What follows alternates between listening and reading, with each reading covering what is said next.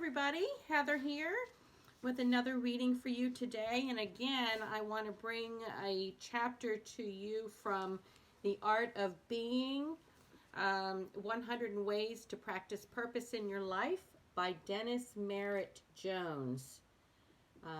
Great little short stories and chapters. So, like 2 pages each with some practices at the end. You know, today's story is called That's My Story, and I'm Sticking to It. And before I start into the reading, I just want to tell you about a talk that I listened to Reverend Dr. Michael Beckwith give back in the summer. And I don't know, probably June or July. And he's a powerful speaker. I just love tuning into him. And he was talking about victimhood, being a victim versus being victimized. And there's a difference. And I thought it related to this chapter, so I'd just share you the quote that I wrote. You may have been victimized, but you are not a victim. You have to do the inner work to stop calling yourself a victim. Michael Beckwith. Michael Beckwith.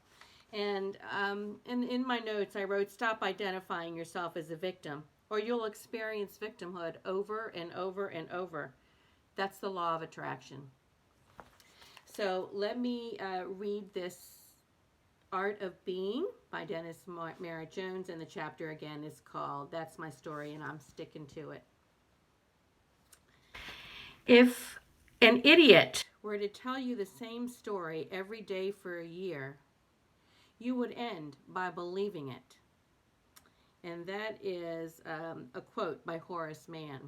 If an idiot were to tell you the same story every day for a year, you would end by believing it. Have you ever had an acquaintance tell you the same story about the same drama going on in their life every time you're around them? Then one day the actual drama ends, but the story continues to live on, taking on a life of its own, day after day, month after month, and yes, year after year, until it becomes a living legend. Eventually, that story turned into their history, becoming their point of identity, their trademark story that defines who they are in the world. After working with many individuals over the years, I have observed that this storytelling ritual usually has a common theme within the storyteller's place, themselves in the role of victim. Somehow, somewhere, sometime, someone did something to hurt him or her. Even in the stories where they had the legitimate right to feel like a victim, at a certain point along the way, they made a choice to stay a victim. The retelling of their story is how they do it. From this mindset, the story keeps them powerless and stuck exactly where they are in their life. On some level, we have to know that this is precisely what they want. Now, I intentionally presented this scenario in the third person because it's often easier to see it acted out at a distance in other people's lives rather than our own. Nonetheless, you and I have each had a story or drama that at some point helped define who we believed ourselves to be. What is the content and theme of your story? Has the victim been liberated from the bondage of the tale you tell? Are you continuing to tell it long after the story ended? Is there any part of your daily life in the moment that is drawing its energy from your history, past misfortunes, disappointments, and less than positive life experiences? If we are not fully conscious, it's easy to become mesmerized by our own story.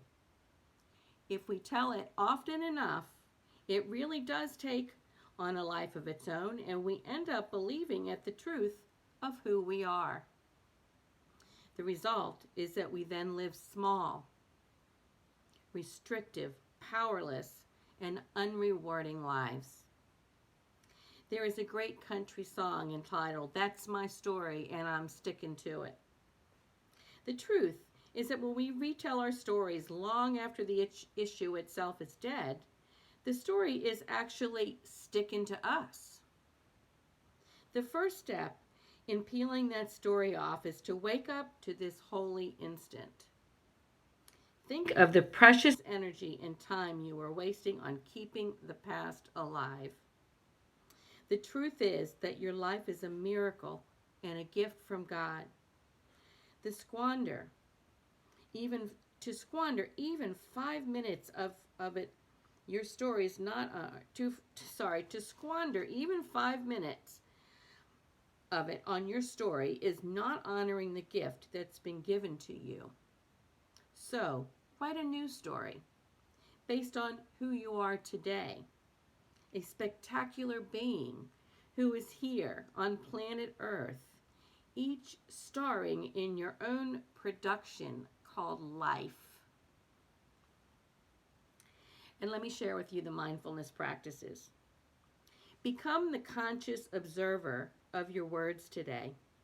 Listen objectively to what your dialogue reveals. If you catch yourself telling a story that only serves to keep you small or in the powerless victim role, stop and take a deep breath. Then tell a new story, even if it's only a vision of what can affirmatively be different. Sorry, let's read that one again. Then tell a new story, even if it's only a vision of what can affirmatively be different from what was. Focus on the possibilities. That's a story worth telling. Thank you all for your listening, and just remember, don't play small. Love you. Talk to you soon. Bye.